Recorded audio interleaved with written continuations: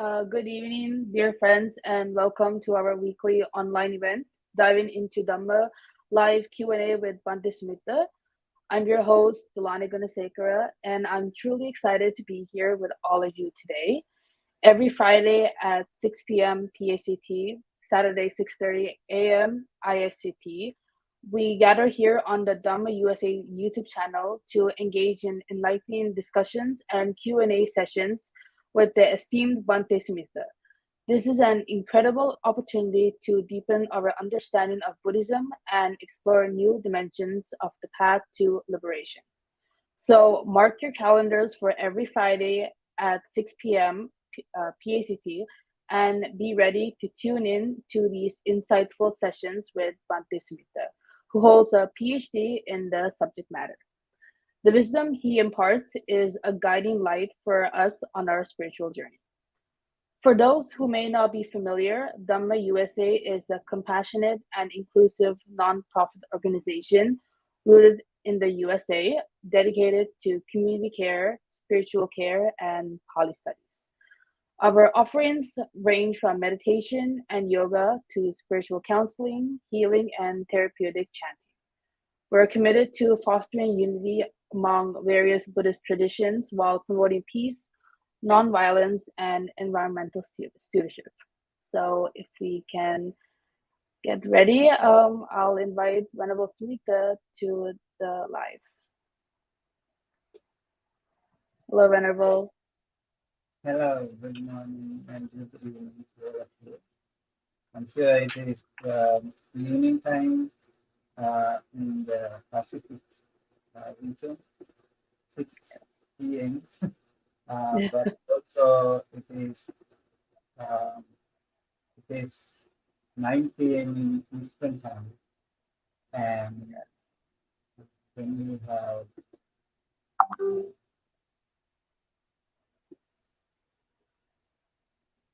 Friday, today's Friday, and in India and Sri Lanka it is 6:30 a.m. Yes. I hope that is as it is Saturday. Some people really difficult. Yeah. So I think one of the reasons why we need to have this diving into Dhamma live Q&A session, because it really can help many people to ask questions. They ask me many questions in person, and so I have hard time answering those questions, individually.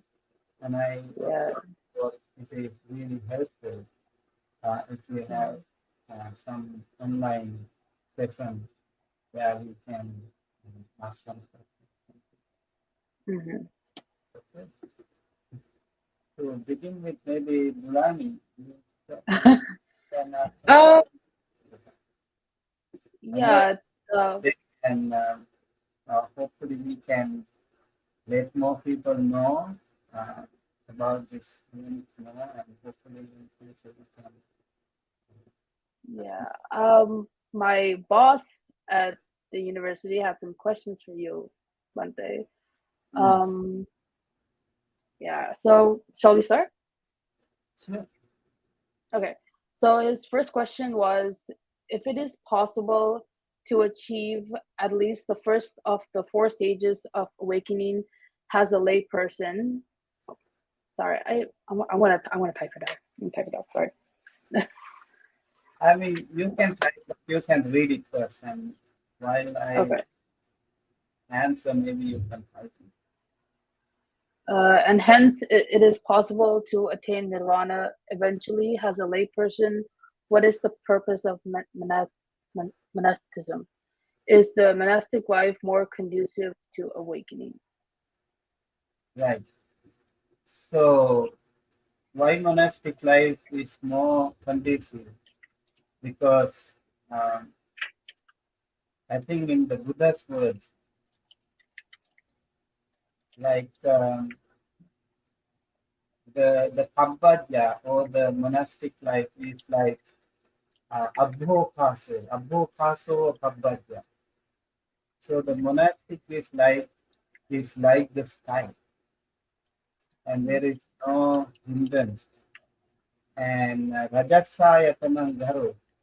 So the Dharavasa or the lay life, we do have so many hindrances.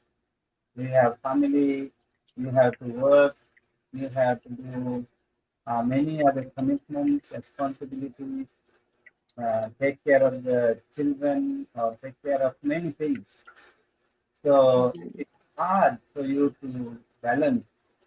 Like it's such a commitment um, towards the final liberation, like Nibbana. It is always helpful if you can become a monk or become a bhikkhuni, because they are supposed to fully commit to the Nibbana path. So it is much easier for you. For Mhm. example, just imagine like me, I have simple clothes. I can wear this one for every event, right? Yeah. This cloth for every event. But the lay people, you have to change your dress, like to a funeral, to a wedding, to office, to school, whatever. You need to have different, but we have the Mhm. same Yeah. uniform. And then we Yeah. also don't have we shave our head, so it's much easier for us to get ready for any event. Like 5 minutes is enough for us to get ready. But Mhm. it's not the same with the lay people. You need to like do a lot of things, lot of preparation. I mean, even physically. And apart from those things that you have, um, then it is much difficult, much more. It is much more conducive when you have um, a life of a master. That's why Mhm.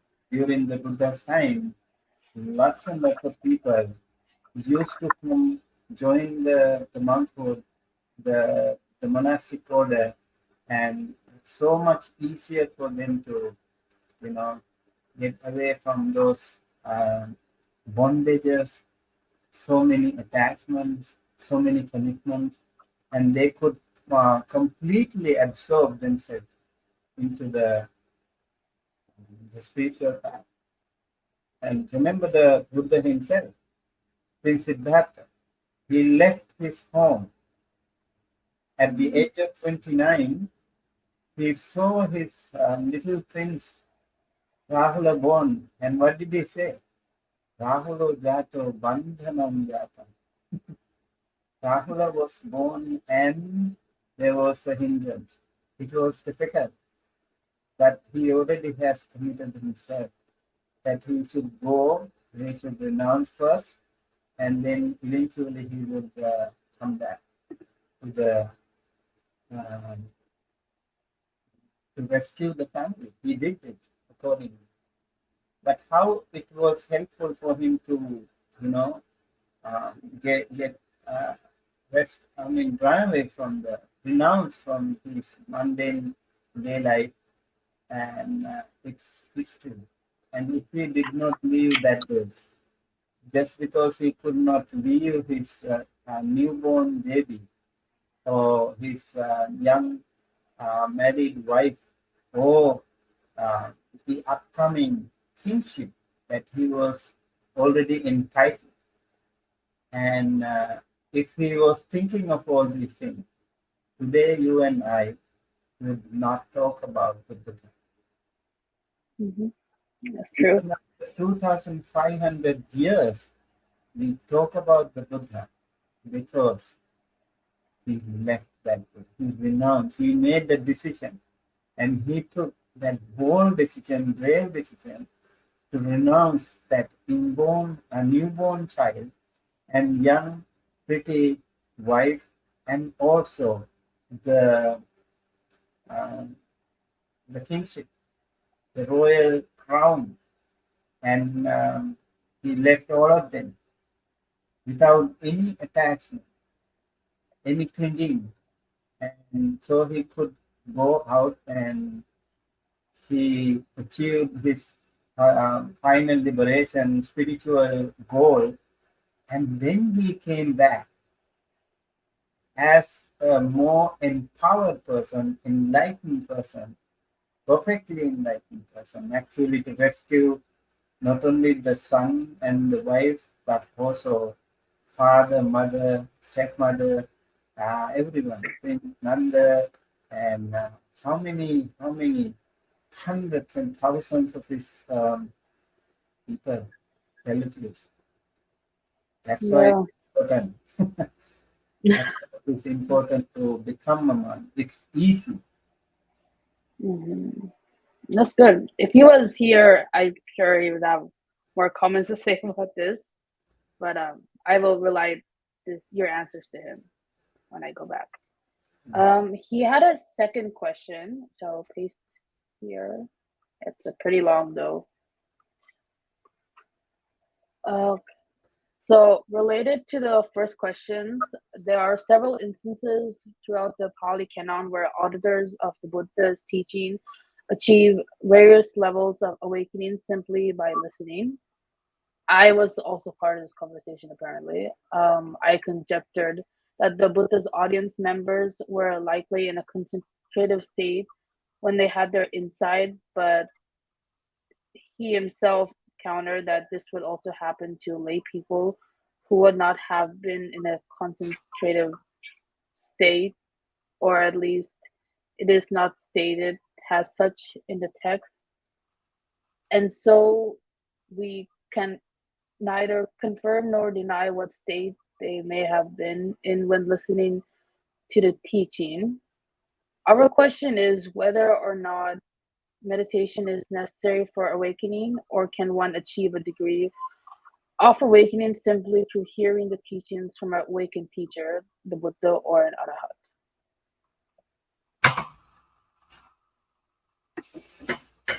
Yeah, Yeah. that So is one long question. Yeah, so, right. So basically, he's asking whether meditation the, is required to achieve nibbana, right? yeah, necessary for awakening. Yes. Um, well, meditation. This question also depends on what you mean by meditation. Some Mhm. people think, okay, meditation is just sitting and closing your eyes and sitting, and that's it. But meditation is not only that. This is just one posture, but definitely it's really, really important for every one of us to practice meditation, this sitting meditation to improve your samatha practice. But apart from that, it is also important that um, we continue to meditate, contemplate, be mindful about whatever we do in our life. That is the thing. So, like meditation can be done while sitting, while walking, while standing, and also while laying down. So when you drive, when you cook, when you take shower, you have to meditate. Meditation does mean that you contemplate, you become more mindful about whatever happens to your body or to your mind, and how these two things can coordinate between each other. That's how actually meditation can be helpful. So, Mm. like contemplating on the Dharma, for example, sometimes people can attain the final liberation even while cooking. While cutting your vegetables, you might attain enlightenment. You never know. And while driving, you might see something, and suddenly the eye of the Dhamma will open up for you. But that doesn't happen just abruptly. That should be a part of a long-term process of your meditation, continuous contemplation and mindfulness practice. That's how it happened. And continue to learn the Dhamma, practice the Dhamma, and the final liberation is just tip of the iceberg, and so much more to attain, so much more to learn, so much more to concentrate while walking, while talking, while sitting, while thinking, even while keeping quiet. You need to be mindful. So one cannot just become arahant by just like that. It's not an abrupt, or it's not just impromptu phenomenon. It's just a part of the evolution, the continuous cultivation of your practice, of your learning Dhamma. Yeah. Thank you. Thank you so much. I will relay your answers to him. Unfortunately, he's not able to come today, but he's able to come. I'm sure he will see the transcript later. Um, I actually had a question too, but it's not related to what he was mentioning about meditation. Um, I can read out my question and type it later. Um, why is Māra an opposer to Dhamma? And in addition, there is known to be a being in Paradam Vasavati heaven that is also referred to as Māra. Are these two beings the same person? Uh, so Mara is opposed to the uh, the enlightenment. Yes, Every basically. Yeah. everything in this world has actually two sides. Good and bad, black and white, Mhm. dark and bright. So Mara and Buddha, they were like two opposing contrast poles, we can say. So that's an important question. And in Buddhism, we do have actually Mara. It could be a concept, like in the Buddha's pursuit of enlightenment. It is said he had 10 Maras, 10 Mara armies. But what are those 10 Mara armies? They were all emotions, all thoughts. And Kama te Patama Sena, the first Mara is the Kama, the sensual desire. That is the Mara. It's Mhm. not something like a physical something, but it is actually the the emotional side that we have, like the temptations that we have. Like we are so tempted to see things, to hear things. We are easily carried away by a lot of sensual pleasures. Those are the maras that we have. And remember, the Buddha had to encounter three Mara daughters, like Tanha, Rati, and Raga. They are also just the part of the same attachment, desire. Tanha is the craving, right? Rati also is part of the family, and Raga is also the last. And all this, when we consider, we can see that is the inherent defilements that we have, strong attachments, feelings that we have. So mostly it will Mhm. be the sensual passion. And in Buddhist history, literature, we also have five kinds of maras, like Māra, Skanda Māra, and Devaputta Māra, and so few more Māras are there. So that means that there are some um, mostly to do with the internal, but there could be some external Maras also according to Buddhist cosmology actually. For example, the one you mentioned, like the Vasavati Mara, he was That's his name. part of the heavenly world, it is said, and he was like a regional lord in the Tavatimsa realm, and then he could also influence. I think in many religions you can see how the darker side of the mind or the defilement can influence us. It is much easier to do wrong things in the world. you know. Mm. So if you do wrong things, lots and lots of friends can be there with you. You will be surrounded by loads and loads of friends.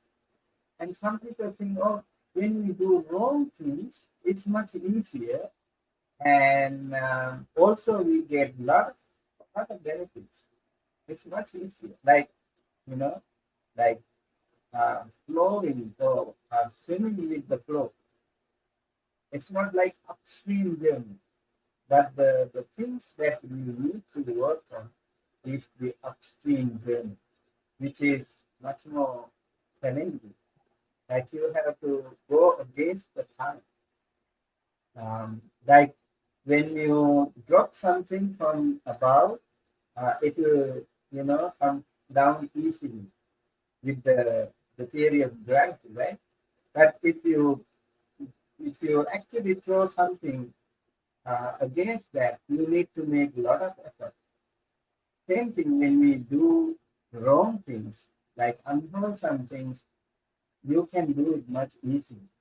But to do the things that is against that temptation, you really have to work very hard, diligently.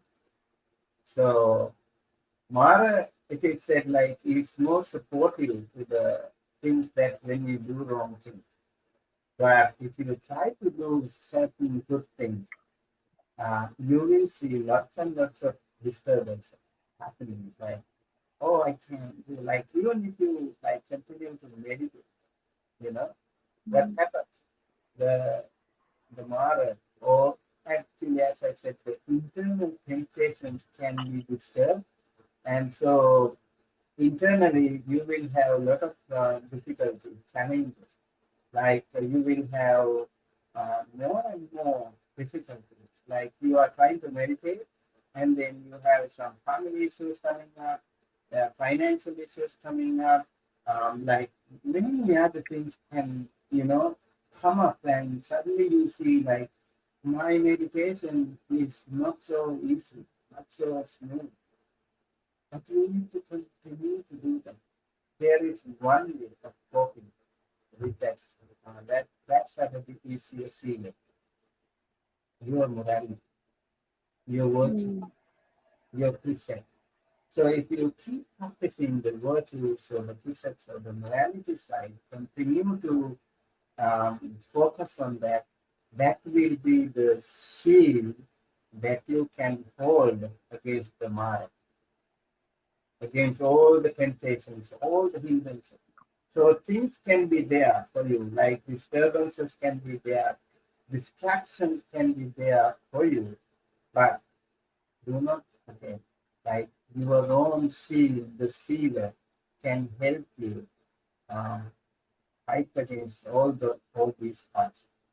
So that is why we need to hold that sealer. I would like to say like it's like the face mask. You know, you are fighting against the virus with the face mask and the face shield, and also the hand sanitizer. So, like how we become mindful and practice our sealer, 5%, 8%, 10%, and all the preset, and that way you can be much more, remember, confident. When you practice sealer, you become confident, so your self-confidence can help you stand stronger against all temptations, all maras. So Mara can be something, it is not really invincible, but your own practice can make you a stronger person to fight against the Mara. So, following that question, is it true that every person has some kind of Māra inside them?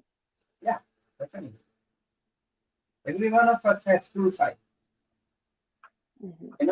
Some people have like, you know, it can be balanced, it can be up and down.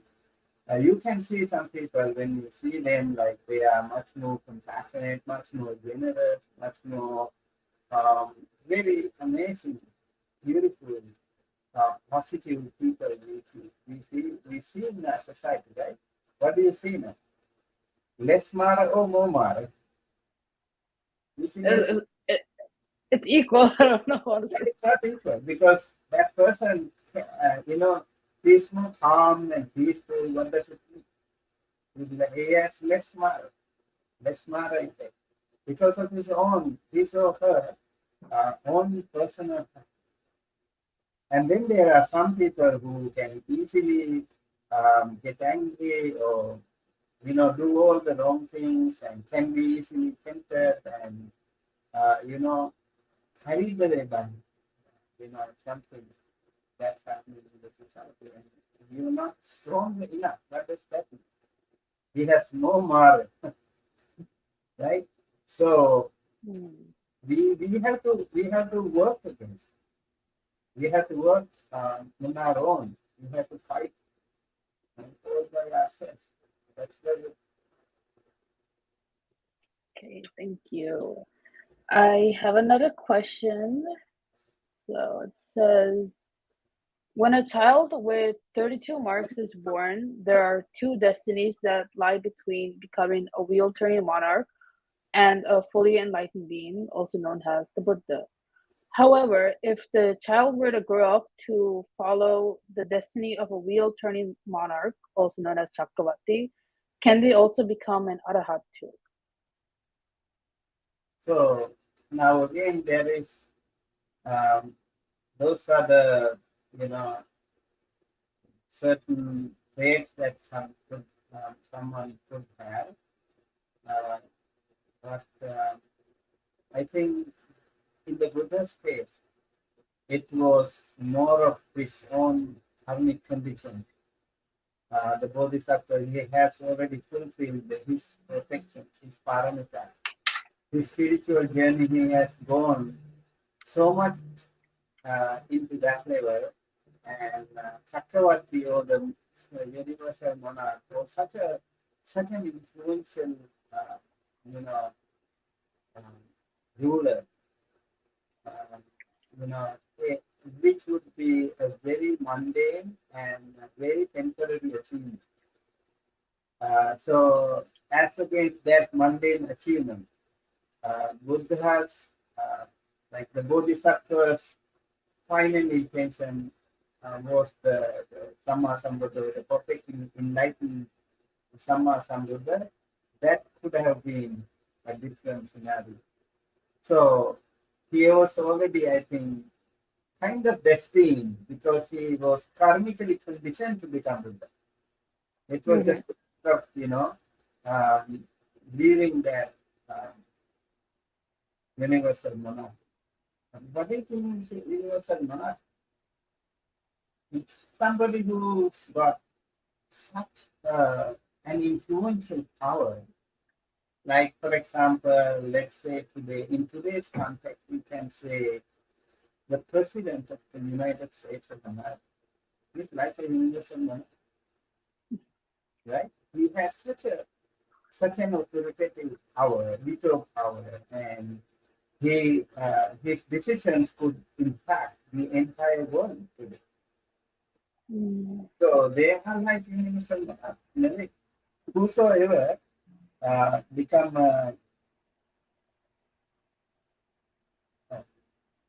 you cannot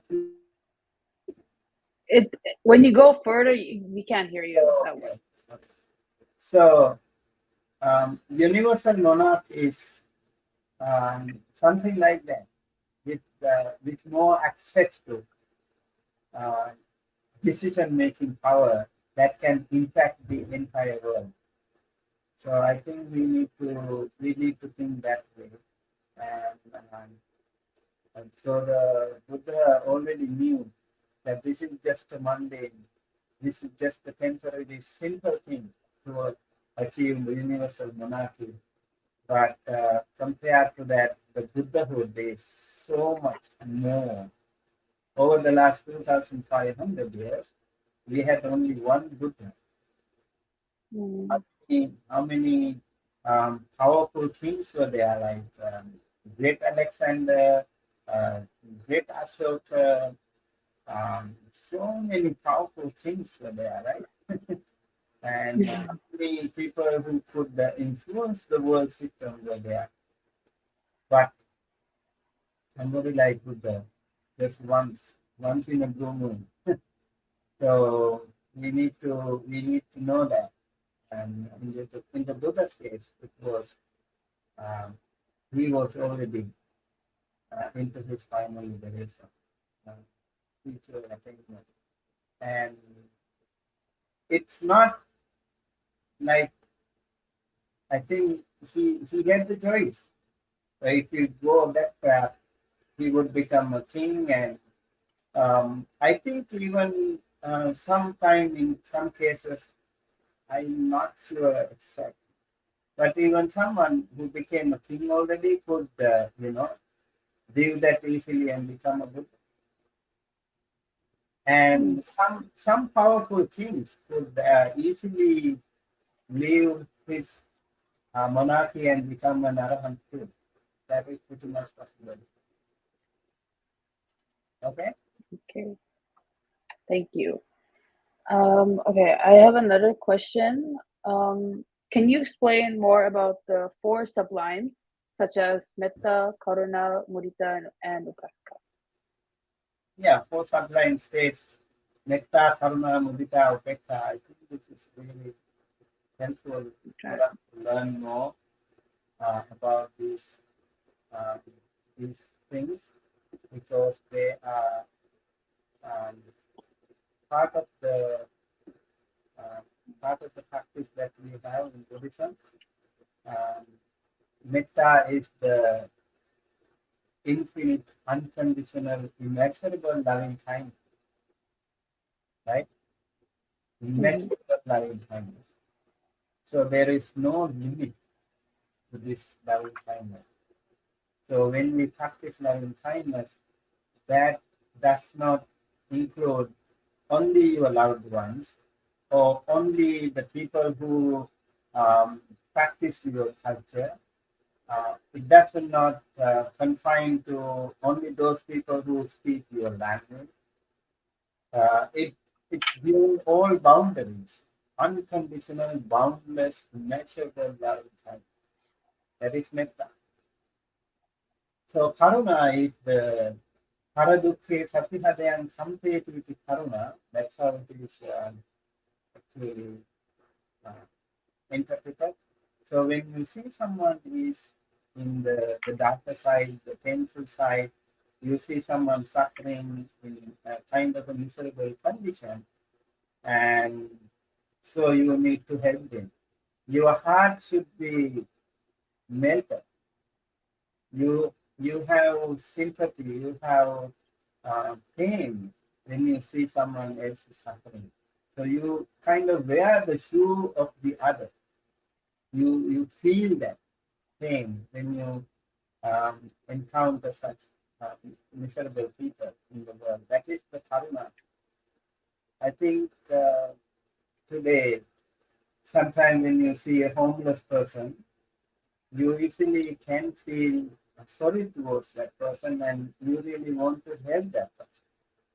Like in during the pandemic, we saw a lot of people were suffering, and our hearts were melted, and we wanted to help many people in many countries. And then, sometimes when we see today some homeless people, we see them, we feel sorry for them, and we want to help them. But sometimes those things can also be changed. Sometimes people see them, and let's say like um, a homeless person or a drug addict or something you see on the way, and so you are internally fighting it out whether to help that person or not. Sometimes you try to find excuses not to help. Oh, this guy is drug addict, or he has perfect body, and he is not handicapped even, and he could easily work. And if we help them, and they might do the same, and there will be no difference. And so internally you are struggling whether or not you want to help this person. So in real time, if you want to practice karuna, you don't worry about that. You just go ahead and help that person. Uh, Actually, in Buddhism, we have a beautiful way of coping with that. It is said sometimes the Deva Sakka. Sakka is the Deva, the king of heavenly realms, and Mm. he would come to this human realm and he would come in disguise, maybe as a homeless person, maybe as a drug addict person, and whatever, and then he would take our generosity, our our kindness, our compassion. Mm. He would take, and so do not underestimate the power of those people. Sometimes you never know. Maybe the man behind is uh, a person who wanted to check you, wanted to test your capacity as a Karuna person. So Mm. compassion is such an important practice in Buddhism. We do not follow up with those persons, whatever they do with the support you extend. You just go ahead and support without expecting anything in return. That is part of the Karuna. And then it comes to mudita, which is more advanced, in fact. So it is sympathetic joy. When you see someone is inferior to you, someone is who is weaker to you, and you you kind of naturally have the tendency to feel sorry or sympathy to yourself. But when it comes to someone who is more advanced and maybe more better looking, more richer, wealthier, more educated, you compare. Oh, that person has um, more qualities than me, and he's higher. He or she is higher than me, and then you don't feel good. You rather feel Yeah. bad. What do you have? No need. What Uh, what can we have? No need. I don't know. I think it just depends for each person. No, no. I mean, For me, it's not everyone, but average people. What can they happen to them? no, like, what was your full question? I couldn't hear before. I mean to say, like, when you see someone better off, um, what kind of um, complications, or let's say emotion, can happen to you? Oh, okay, okay. Anger, stress, um, Jealousy, depression. Okay. jealousy, right?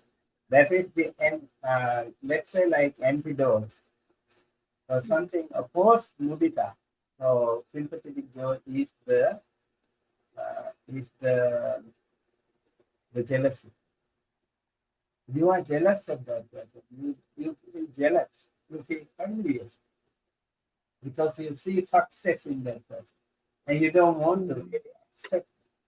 You don't want to appreciate, right? So this is where we need to practice more mudita. And let's say like some countries are more advanced and developed. Some places are more wonderful and more weather and other conditions are much more safer and appealing. And then some people, they are better looking and more educated and they have more access to so many comforts. And so in that way, you see them and you should be able to be feel happy. So that is the Yeah. sympathetic joy. That is what we Mm. call it. When you see someone is happier, you also become part of it and you become more happy too. Okay, that is mudita. The other one is karma. When you see someone suffering, you feel sorry for them. You want to help them. But when you see someone is more advanced or you're happy, you see them. Oh, this person has done so much hard work, diligent and laborious, and he also has a lot of good karma. And that now he is enjoying the benefits of those successes, those efforts. So I should do the same. I should work hard myself. I'm so happy, just like naturally it comes to you, it should come to you like keep your palms together and sadhu, sadhu. I think that way we can cope up with anger or what do you call jealousy. When you see Mhm. somebody happier, you should also be able to enjoy that and appreciate. That is the um, mudita. And the final one is upekha, which is equanimity. In fact, this is a very, very powerful practice of the Arahanta people, liberated ones, enlightenment. So they are called pardon, equanimous people. So what happens to them? They they don't feel bothered whatever happens around. Their inner peace is, you know, equally maintained. They don't get shattered. Their mind is not shaken to see things happening outside. Whenever you see things happening outside, normally people react, sometimes negatively, and sometimes more excited to hear good news, or very shaken, or you feel shattered when you hear some bad news, right? So it doesn't Mhm. happen to the arahanta or liberated person. They are much more stronger inside. Their inner peace is um, so powerful, and that they don't feel bothered. I have a question for you. What do you think when the Buddha passed away? Oh. So there were a lot of people, right? Like a lot of monks and other lay people, seeing the passing away of such a great master. What would Mm. have happened to them? They're really sad to see the Buddha passing. Yeah. What do you think of the Arhanta monks? They're really calm. I really don't know much. Yeah. So Arhanta people cannot have anger, fear, or sadness. They can't have them. So they don't feel bothered about it. They know the Dhamma. This is the theory of the Dhamma, teaching of the Buddha himself. So when something happens to them, and they don't feel worried, I mean, they don't feel suffered. So it is called, um, also they know the Dhamma Vipassana. They know everything is subject to, change, impermanence, anicca. They know it. So they don't feel much pride. They don't feel actually better. They can uh, they can actually maintain their immunity. So you see now, equanimity or upekha is much more advanced stage compared to the other two. And even in the jhana, upekha is the like jhanic factors, vitakka, vichara, pita, sukha, ekaggata. And ekaggata also is to do with the upekha. And so in the Chaturtha Jhana or the fourth Jhana, it is just the equanimity that is maintained by the practitioner, not the other things like the piti or the rapture, the joy, and initial application, sustained application, vitakka vichara, and then piti, the rapture, and sukha, bodily and mentally, that amazing unprecedented joy, and those things are not important to them anymore. They don't get excited by it. They know they are also not so important, and they will think, and it is only the upekha ekaggata, unified equanimity, unified mind with equanimity that they maintain in the fourth line. Okay, so that's about the uh, Thank four you. sublime state. If you want to learn more, like a beautiful comparison is there when it comes to like Brahma. They said Brahma is the creator God in India. Those days they considered the world was created by the Brahma, Maha Brahma. And Mm, so Maha Brahma has all these four qualities. Metta, Karuna, Mudita, having kindness, sympathetic, and the compassion, sympathetic joy, and equality. And same thing the Buddha said, you have those four qualities. Actually, the creator God in you is your parent. So your parents have those four qualities. They mm, have metta, immeasurable value. They have karuna when you are down with sickness or with some failures in your life. They will always be with you. They will sympathize you. And same thing when you succeed in your life, they will be the happiest in the world, right? And when you mhm, are happily married and settled in your life, and they will just enjoy that equanimity. So equanimity is much more advanced, and equanimity can be practiced when you are older, much older, easier for them. You see them like so patient. They are wonderful, like silent and patient, and they don't feel like really bothered. And when you are younger, you are more energetic and right, much more aggressive. Those things are not happening to you when you are advanced planning a state. You are more patient and more calm, peaceful. That happens mm, to one when you are in the planning. So, like when you grow older, means you become natural. You see things like happening, like younger generation or the other children in the family, and when they are doing certain things, you don't really like bother. You can't really feel bothered. You have gone through that. You have passed it. So this is not the universal thing, but naturally we can understand that can happen to some people.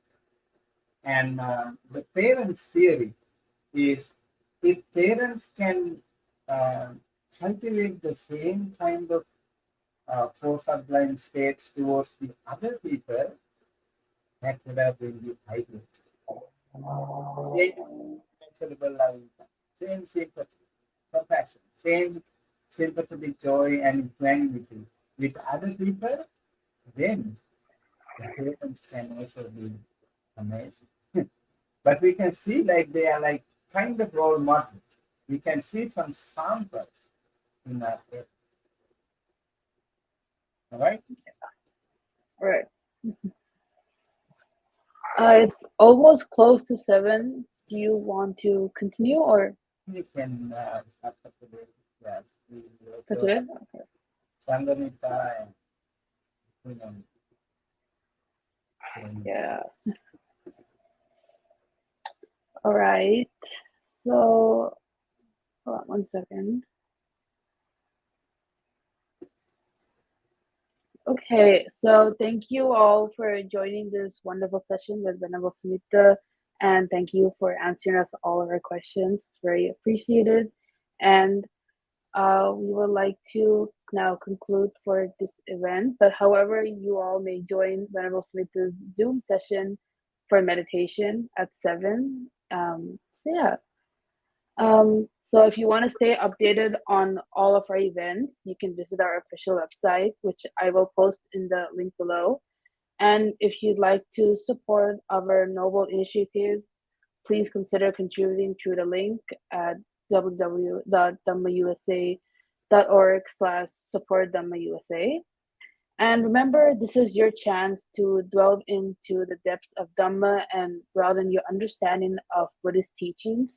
So make sure you're subscribed to the Dhamma USA YouTube channel and follow us on our official Facebook page at Dhamma USA. If you're curious to learn more about the multifaceted endeavors of Dhamma USA, feel free to explore our offerings by visiting the link tr.ee/Dhamma USA. And for any inquiries, you can always reach out to us at info@dhammausa.com. So let's embark on this transformative journey together as we illuminate the path of understanding and compassion. Thank you for joining us, and we look forward to seeing you every Friday at 6 p.m. PACT for diving into Dhamma with a live Q&A with Venerable Sumitta. Before I continue on, may we invite Bhante to share us some blessings, and we can Thank conclude. you so much, Dulani, for the wonderful hosting the initial session of diving into Dhamma live Q&A session. I hope this will be helpful to our wonderful community, and we really appreciate everyone who join us, and hopefully they can learn more, they can ask more questions in the future, and make sure you join us next time, 6 p.m. Pacific time, and then you can ask those questions. I would like to invoke blessings upon you all. May you all be well, happy, healthy, safe wherever you are. May the Buddha Dhamma Sangha bless you, help you, protect you, and guide you towards the right path. May all of us and all sentient beings be well, happy, healthy. May all of us be associated with wonderful Bhagavad friends. May all of us be able to practice the Dhamma and eventually achieve the final liberation, the absolute peace and happiness at the end of the last. With that, I would like to thank a short blessing to invoke blessings upon all of you and all the everyone in the world and everyone in the world.